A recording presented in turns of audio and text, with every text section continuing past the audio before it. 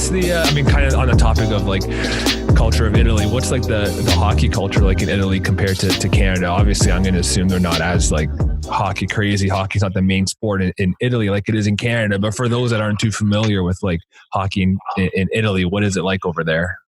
Yeah, it's definitely not like Canada, but at the same time, like you got a decent fan base depending on where you are. We're kind of like we're in northern Italy, so it's a little more like we're pretty close to Austria and stuff like that. So a little more hockey culture here, as opposed to, if you get down to the southern Italy, you're not really going to see much hockey. But right. Yeah, depending on what league you're in, like some teams get tons of fans, so yeah. What was your or how hard of a decision, I guess, was it to go to Italy to I mean, I know you were in other parts of Europe, I believe, as well before, like France, but how hard of a decision was it to leave home? Because obviously like playing in the States it's still far away from Canada, but not too far away. But then when you're going across the Atlantic Ocean to like France and Italy, it's a whole different ball game. How hard of a decision was that for you to make that leap? Yeah, I mean, it was kind of something I wanted to do for a long time, and I'm married, so it wasn't like I was leaving everything behind. Me and my wife came together when we went to France last year, but in saying that, like, it was also a lot more difficult than when you're in the States to keep in contact and constantly talk to people back home, because they got a 9-hour time change from where all my family is and where all her family is. Yeah. So basically it's like a Sunday night. If you get a chance, that's the only time you're really going to be able to connect, because my parents work and stuff like that. So, to talk to them after work is like 2-3 in the morning for me. So that aspect of it has definitely been tough. But Yeah. It's kind of like, one thing I always talk about with different athletes and stuff is like having a passion for the game, right? And obviously if you didn't have such a passion for hockey, then you probably wouldn't have made that huge step, because there's a lot of sacrifice and stuff that go along with it. And I think a lot of people, when they think of like a hockey player going over to Europe to play hockey, obviously they don't really understand or maybe have a good perspective of like some of the sacrifices that they go through, not only, leaving home behind, but going to a completely new country where, I mean, I'm assuming that when you went to France or Italy, you weren't speaking fluent French or Italian. So that's another challenge as well. Yeah, definitely. Yeah, I definitely don't speak fluent French or Italian even now. So it's a little bit of it was tough last year with the language barrier, but at the same time, we were just outside Paris. So pretty mainstream area, a lot of people spoke English. So we got away with it a little bit more there. So we're lucky. And last year too, we had a lot of French Canadians on my team. So we had some translators, which was nice. Okay. Yeah. That's kind of like the next question I was going to ask was, what's like the team dynamic in Europe? There's a lot of European guys, a lot of Canadian guys coming over. What's kind of like your experience with that? It's different. It kind of varies for league. Last year we had 11 imports. So we had a huge core group that were mainly from Canada, and then a couple guys from the States. So we had lots of guys to speak English with and stuff like that. And then this year, it's only 2 imports. So it's just me and another Canadian guy, and the rest are all Italian players. Okay. So luckily they speak, for the most part, they all speak fairly decent English. So, because I don't really speak Italian. So this was kind of, I kind of signed fairly late in the summer here. So it wasn't like I was prepared to come to Italy. I was kind of sourcing out other countries as well. And so when we signed here, it was just kind of like, okay, well, we'll just have to figure it out when we get there, kind of thing. And especially we're in a kind of a smaller town in northern Italy, not as much English as it was last year. So it's definitely been a little more of a challenge as far as the language barrier, but we've gotten by. So yeah. What about like during like the middle of a game? Are there instances where like the other players maybe are speaking Italian or something, and you're just like, what the heck are you guys saying, kind of thing? Or do people like generally just speak English most of the time during the game? It's honestly, it's a mix, but a lot of the times, you can tell if guys are frustrated. I'm basically just gauging off the energies of what guys are saying, because I don't understand. I can tell if he's mad or happy or what they're trying to get like a point across. And a lot of times the dressing room, if they're talking in Italian, somebody will just translate it for me and let me know what was kind of said. So, I mean, everybody's pretty good like that. They make it easy for me, at least. Yeah. What's like the Italian players on the team, or even the French guys last year, or just in general Europe, what are their perceptions of Canadians that come over to play hockey? Do they look up to them? Do they like look up to them as like a leader or someone to get advice from, or is it maybe not as much of a disconnect as maybe I'm thinking it is? No, like you're definitely looked at as to be one of the top players. Like when you're brought in as an import, you're expected to be, especially definitely the top end of the team. So, I mean, you're definitely looked at to be a leader and be a role model and kind of show guys. Because a lot of the times you come to these teams and there's young players. And, you know, I've got a fairly good amount of experience in pro and came from really good junior background. So you're kind of dependent on to use your experience and kind of show some guys a few things, take the young guys under the wing and, you know, help them out a little bit because, you know, they don't have the development programs necessarily like we do back home where it's a little bit different. You learn a lot of different stuff here. So some guys might not be as far along, not saying everybody, but some guys might not be as far along at certain ages than say we would be back home. So we're kind of counted on to, you know, help guys out and, you know, show guys how to act, what to do after games, stuff like that, how to take care of your body. So, I mean, yeah, you're definitely counted on as more of a leadership role for sure. Do you ever like feel that pressure kind of mount up on your shoulders or whatever in the middle of the season? Or if not, what are some of the ways that maybe you deal with some of the pressure that you feel from like the other guys in the team or maybe the fans or the media or something? As far as pressure goes, like for me, it's very second nature for what I do in the dressing room and what I do on the ice. So for me, I'm doing my day-to-day routine and I'm not necessarily trying to put pressure on myself to show guys or to be under the microscope, so to say, because, you know, it's kind of something that we've adapted with, or I have over my career of hockey and junior hockey and into pro, that we've always kind of been under the microscope. So at the same time, instead of necessarily trying to put pressure on myself, I just got to do my thing. And, you know, you're doing the right things after games. And yeah, you're maybe a little more conscious about holding yourself accountable, you know, because you have people watching you and wanting to learn from you. So in that sense, I'm definitely holding myself accountable, I would say, more so than putting pressure on myself. Mm-hmm.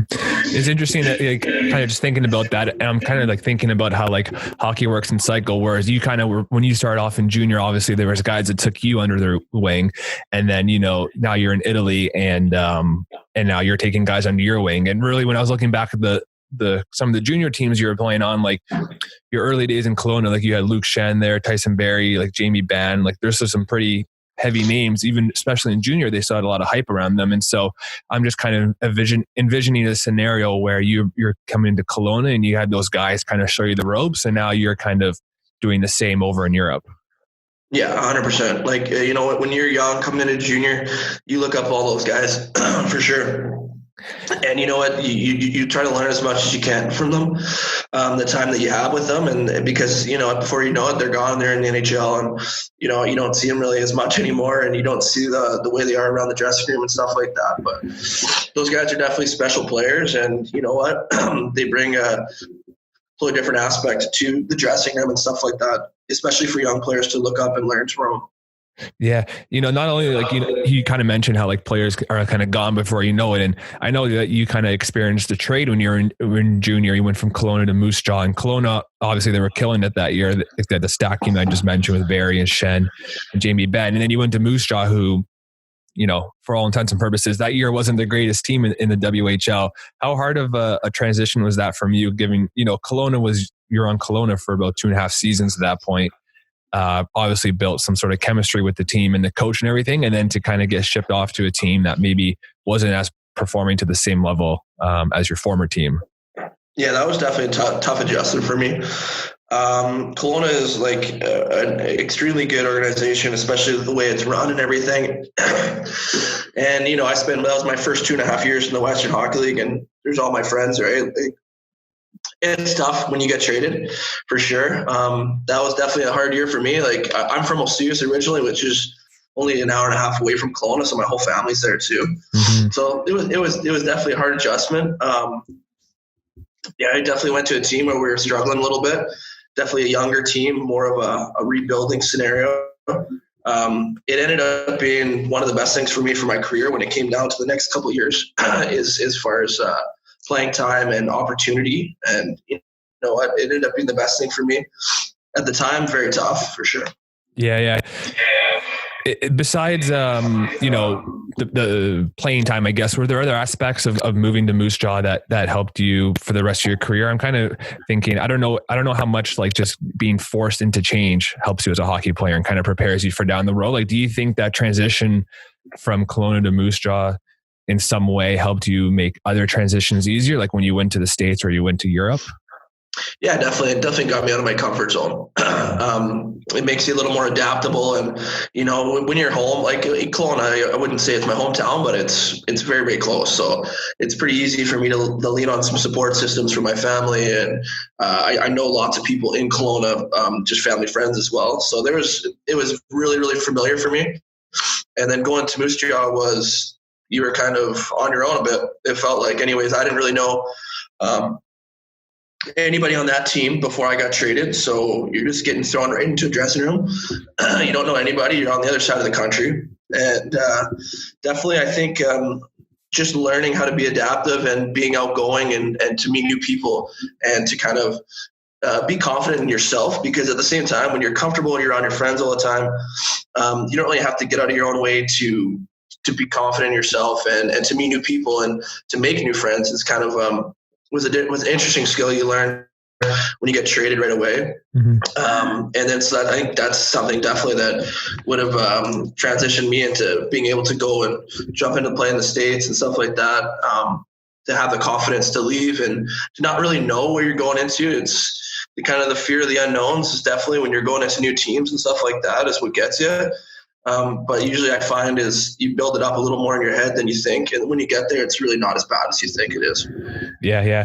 Not only, was Kelowna such a stacked team with players, but I mean, their coach was just unreal. Like Ryan Huska, now he's with the assistant with the Flames. Talk about maybe how he kind of helped you when you first came into the WHL, how much of influence he had in you transitioning to the junior league, as well as maybe some lessons that you still took from him that you still carry on to this day. Yeah, Huska, definitely unbelievable coach. I would say still today, one of the, if not the smartest coach I've ever had, as far as very meticulous, analytical, and he obviously just knows the game. He played at a high level as well. He played with, really great players as well. So he's got a lot of experience to draw from. But yeah, like at a young age, they definitely taught you a lot of discipline. Taught you how to pay attention to details. Small things make big differences, not only in hockey, but in, I think, every aspect of life. And those little things, like always striving to, be accountable. Like if you're doing something, you might as well do it the best that you can do it, or else, you're really not, you're hurting yourself more than anything. And those kind of things, those lessons I've kind of learned from him back in the day when I was younger, and definitely just stuck with me now. And, end up being good qualities to have. Mm-hmm. When you're at Moose Jaw, I was just thinking back to that whole transition from Kelowna to Moose Jaw, because Kelowna, I think they went on, I mean, not to harbor on the subject, but they went on to win the Memorial Cup, I think, that year. How hard was it to for you to sit at the other team and kind of look at maybe the success the past team had? How did you eventually get over that, mental hurdle, I guess, or, how did you avoid getting to that whole downward spiral thing? That's a good question. And that was tough. I even came back. I was back in Kelowna because I lived there in the summers, and I was actually at the game when they won the league championship when they went on to Memorial Cup, and it was tough. Like, that's all your buddies. You know what I mean? Like, you want them to do the best. Like, you want the best for them. At the same time, you're frustrated because you were there. You know what I mean? You feel like you should have been there the whole way. But at the same time, like, there's nothing you can do. You got to control what you can control. And like at that point, it's, it's over. It's happened. You got to move on. And for me, it was just kind of get back to focusing on my training in the summer and look forward to the next year where I knew I was going to get a lot of opportunity in Moose Jaw. We were going to be an older team that's coming back as a 19-year-old. And knowing that, we have a potential to be a competitive team in the league. And then you just got to kind of go with that and move on and step forward with the new team. And you got new friends at that point. But it's definitely tough. But, there's nothing you can do, right? You can't just sit there and dwell on it in the end. So right, yeah. So obviously that Moose Jaw team, I mean, you went to it was stacked, and obviously me being a Leafs fan, I saw Morgan, obviously knew Morgan Riley was on that, the Moose Jaw team. I think your last year there only. Just tell me a bit about Morgan Riley, what he was like at the junior level. So this, cause on the Leafs right here, he's such I think he has the A, if I'm not mistaken. But he's such a leader on the Leafs team. Like he's been there the longest than anybody else. Was he still kind of the same guy back then as well? And maybe what were some things that you learned from him maybe, or maybe that you guys kind of bounced off of each other? Yeah, Morris he was always a pretty special player. Like even when he was young, it was just some of the stuff that he could do was just, it was amazing. That kid was such a good skater. It was impressive to watch. Like, one of those guys that just kind of floats around on the ice. And but when he was young, he was pretty quiet. And me and him were very close.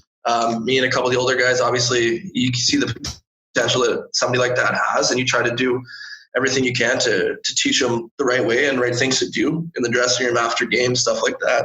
Mm-hmm. But at the same time, we learned a lot from him, just his pure natural abilities. And, at the same time, you don't get that good by just being naturally talented. Like he puts in a lot of work. There's a reason why he's as good a skater and as talented as he is. At a young age, he was already dedicated and committed to putting in work for skills, and the fact that he was in such good shape at such a young age is like he was obviously very committed to training, and he was already on the right path, and it was kind of inevitable for him to be successful, and it was just a matter of time, basically. Mm-hmm. You talked a lot about like how people kind of put in a lot of work, obviously in junior and stuff to get their physical game up. And I think there's a lot of focus now on putting in work for the mental side of the game. Back when you started in junior, like around 08, 09 kind of thing, was there or did you notice such a focus on the mental side of the game back then? Or have you, over the past 10 or 11 years really seen a shift or a focus more towards that? I want to say that there was still focus on it. Maybe not as much as there is today. Definitely a little more, people are more aware of that side of the game. You can be as talented as you want, but if you're not mentally strong and you can't keep yourself accountable and you can't deal with pressure and adversity and stuff like that, then you're not going to be as successful as you could be. You're not going to hit your full potential. So, the physiology is one thing, but it's the mental game that's what separates people, I think. Yeah, I know we talked a lot about like just big picture stuff, so far, stuff like that, but what's kind of your like strategies, I guess, in the middle of the game if you're feeling like, there's 2 minutes left and it's a tie game or something, or you guys are up 1 or down 1, or you get to those real crunch time scenarios? What are kind of your strategies, mental strategies to stay focused and to stay calm in those situations? Because obviously it's so easy, I think, for some players to get caught up in the moment, and then that's when they start making mistakes. Obviously, when they get like their arousal level is just off the charts and they start tying up and they start sweating and shaking and stuff like that. How do you kind of stay focused in those crunch time scenarios? Yeah, that's definitely something that I think that you learn with experience. Is when you're in those tough situations, is to try to remember, like, you got to kind of keep an even keel, like an even energy level. At the same time, you can't have your emotions too high. Basically, like, what I try to do is I don't know if it's cliche, but I try to take it shift by shift, because if you try to think about the end result, that's when you get, you find yourself overthinking situations when basically you should just be trusted, worry about the process. Out there, it's where you are in that second, in that moment. And if you're not fully focused in that moment of what you're trying to do, then your mind's somewhere else. You're definitely not gonna.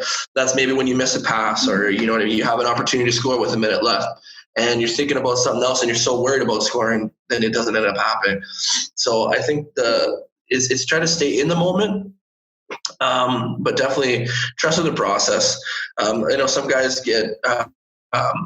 You get nervous and stuff like that because you start thinking about end results. And obviously in the end, in big games, the results matter. But at the same time, if you just worry about the process shift by shift, you'll find that you'll put a lot better of a game together in the end. And you're not going to be thinking about putting this great game together when you just got to think about, okay, I got 30 seconds on the ice. What I got to do? You got to be perfect for 30 seconds. And then you get off, you regroup, you take a breath. Okay, I got to go back out for another 30 seconds. What what you got to do. And if you take it step by step like that, you'll definitely find yourself not building it up to be this huge hurdle to overcome this huge, this perfect game. And that's when guys start overthinking it, and you end up playing tentative. You end up playing nervous because you're worried about not playing a great game instead of just taking it shift by shift. And then in the end, it builds up to becoming a great game kind of thing. Yeah, you kind of mentioned it a bit, but I think it's really important to note that like you can do as much training as you want kind of outside the game, but you almost have to live through the experience in order to like truly know how to deal with things. Like, you can, do all the amount of visualization and, emotion management and all that kind of jazz before a game and after a game. But I think for athletes, they actually have to go through the actual experiences to know what the experience feels like. And then kind of learn from there how to deal with it. Because for some athletes that I kind of talk to and stuff, they seem a bit hesitant to kind of get into those nitty gritty situations like you're talking about because they've never experienced it before. But I think there's a part of overcoming fear and kind of going through those I guess crunch time situations, and you really grow as a person. I always talk about this with athletes, but as an athlete, when you're working on the mental game of your sport, you're not only improving as an athlete, but you're improving as a person overall, learning to manage your emotions, dealing with pressure, worrying about other people think. These are all life skills, not just hockey skills. Yeah, for sure. No, I totally agree. And you can definitely draw from the experiences sometimes in sporting events, not just considered as hockey players, but you learn from those experiences, like you said, that end up transferring into, everyday life situations. So.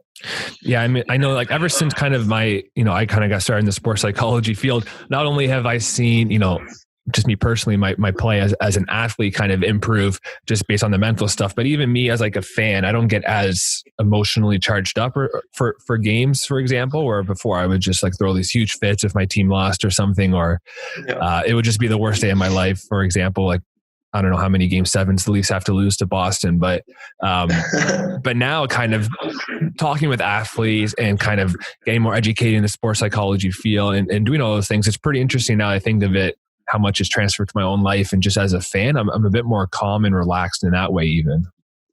Yeah, no doubt. I can understand that. Once you understand, it's like you can't get too high, you can't get too low, like good things will happen, bad things will happen, but at the same time, you just got to kind of stay as even as you possibly can. I mean, it's easier said than done, believe me. There's game situations where my emotions are running high too, you miss a good chance in an important situation. It's like, you're frustrated, but at the same time, you got to just drink a little water and spit it out. Okay. Like you say, get ready for the next shift. You got to, because that opportunity might come up again. But if you're sitting there dwelling on some situation that just happened that you didn't take advantage of, well, all of a sudden you get another chance and you're overthinking it instead of just trusting your instincts kind of thing. So. Mm-hmm.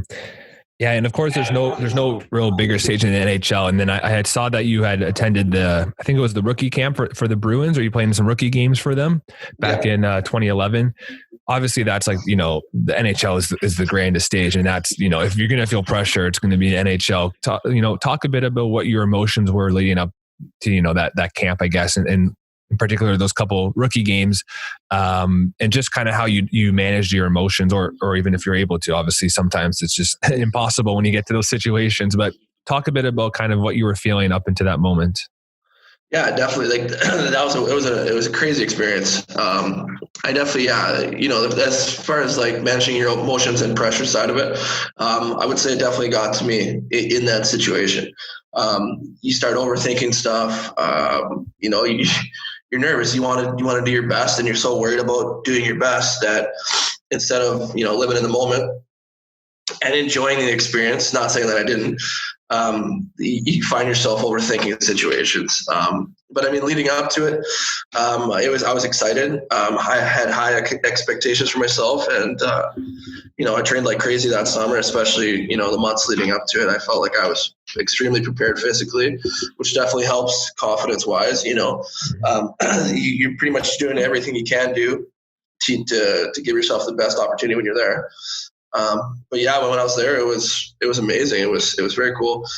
Playing those games against the Islanders, prospects there. That was, the nerves gets you a little bit. You want to go out there and have this game. And like I was saying, at that point in my career, I didn't really know about, taking her shift by shift and, taking step by step. I was more or less thinking about already the result of the game and me having this amazing game. And then sometimes you get out there and you find yourself being tentative and you're overthinking situations. It's hard to just let it all go and just play. And that's what it comes down to is, that's one thing I learned from that was, some of these guys that come in at a young age and go right to the NHL, it blows my mind that they can just play. Like they don't get in their own way by overthinking these situations. It's crazy. Like they just go out there, like some of these guys that come in at 18 years old and become, top scorers in the NHL.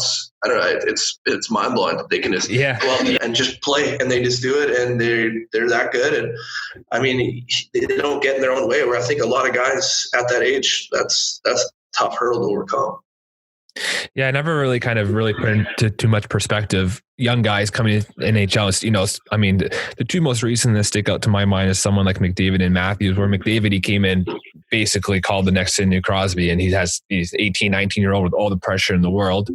And then on the other hand, you have Austin Matthews, who, 18, 19-year-old coming to the Leafs, which is, arguably the mecca of hockey besides Montreal, obviously, for hockey in NHL. And, he comes in, scores 4 goals the first game, and just the amount of pressure that they're feeling. I would feel like, unless you kind of get to a high level of hockey like you have and other players, it's almost hard to understand the amount of pressure that they feel. Like someone like, for me, obviously, that's never played in the NHL, obviously, I probably can't really even put it into perspective how much that pressure feels like, or what it feels like, I guess. Yeah, it's crazy. Like those guys, it's so impressive that they don't come in and especially with the hype behind them, you know what I mean? They're not going and freezing and being nervous. It's like they just go and play hockey and, they treat it like another game. And then it's very, very impressive. What's your plan kind of moving forward for hockey? Are you looking to play hockey for, do you have a set number of years left you're looking to play hockey for? Are you thinking about doing some coaching stuff after? What's kind of your plan moving forward? Honestly, kind of taking it year by year at this point. Not sure what's going to happen next year as far as, what country I'll be in, if I'm going to end up re-signing here with the same team I'm on right now, or, moving into different leagues. So at this point, it's just, honestly trying to just live in the moment, enjoy the time we have here. And I have no set amount of years that I'm going to continue to play. If opportunities keep coming up and, we want to keep, it's getting to the point where you don't want to be away for so long anymore. I kind of want to transition into being back home a little more and being back around my family. Been gone for a long time, and, to be away for 8-9 months or 7-8 months a year overseas, you end up starting to miss out on a lot if you continue to do it. So it's kind of like I don't know. We're not sure exactly how much longer we're going to keep going, and but at the time right now, we're loving it, we're enjoying it, and that's pretty much all we're thinking about right now. So. Mm-hmm. Yeah, kind of just like, the topic of like, you say you take things shift by shift and how much that helps you during the game. It's the same thing kind of here. I feel like, how things help you just in life overall, taking things day by day or week by week, year by year even. It's always fascinating when I hear athletes talk about, mental strategies, I guess they're applying to their everyday life that have helped them obviously in hockey or sport or whatever sport they play. So there's just kind of another, I guess, tidbit out there to provide more evidence of how important the mental game is to some sports, because, we talked a bit about how the awareness of it is moving forward, especially, a lot of the coaching things that have come out in the NHL this past season with Babcock and Bill Peters and stuff. And, Mark Crawford, even just how much the mental game plays a role in a hockey dressing room and a hockey relationship and stuff like that. So I have high hopes that, people will start putting the mental game at the same level as the physical game. And you can kind of see that hockey players or sports players in general just start, allocating training equally 50-50. You'll do like mental training days compared to practice days kind of thing. No doubt. Yeah. And I mean, at the same time, like even a practice is a mental training day if you're taking advantage of it in that sense. Mental training is not just, preparation for games. I mean, it is, when you're on the ice, like instead of just going through the motions, you're taking every drill, and like if you're going out for a drill, what's the point of the drill? Okay, you understand that, and it's like you got 20 seconds to run a route, or you're doing a drill. You got to be focused and be present every time you're doing a rep. And once you get kind of to that's when you're doing that all the time, then you're not thinking about it. And then the mental game, that's when you can see that it's how the results that you can get just from doing stuff like that. Mm-hmm. Listen, man, I got to run, but thanks a bunch for taking some time to chat for today. I know you're averaging over a point a game this year, so I have no doubts that you can continue to play in Europe for as long as you want to, but I wish you the best of luck for this season and the seasons to come. Awesome, man. Thanks a lot for having me on. It was fun talking to you.